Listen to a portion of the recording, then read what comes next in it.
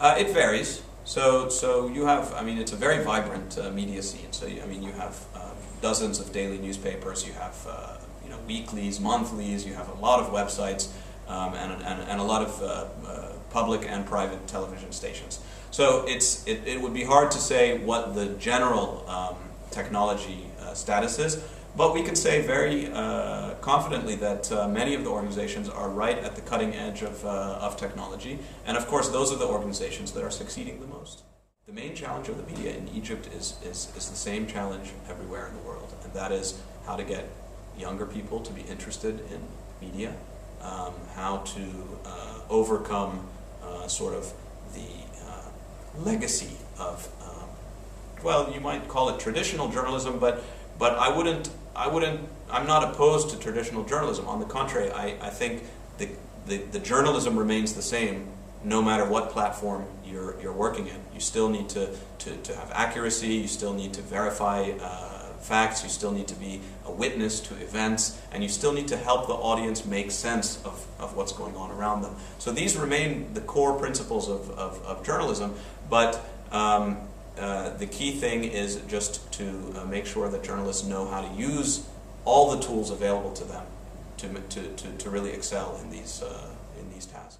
One of the places where our program operates is Cairo University's Faculty of Mass Communication, which are the journalists of the future. So we work not only with those who have just entered into media organizations, but those who are learning now to be journalists. And I find that it's very refreshing what I see. In fact, there's an interesting kind of paradigm where oftentimes the students might know more about new technologies and how they're affecting the media, things like video editing, social networking. A lot of times they're ahead of the professors, and so it's really important for the professors and the trainers to be really spot on when it comes to new technologies and I mean, the key thing for talking to any training constituency, but especially university students and younger journalists, is to make it interactive. You know, the training is a two-way conversation.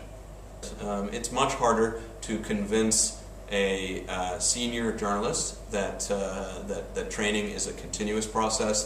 That even though you're quite successful, you have a long history of articles or features or anything like that, and you're very well known, but that doesn't mean that you can just sit back and say, you know, I know everything.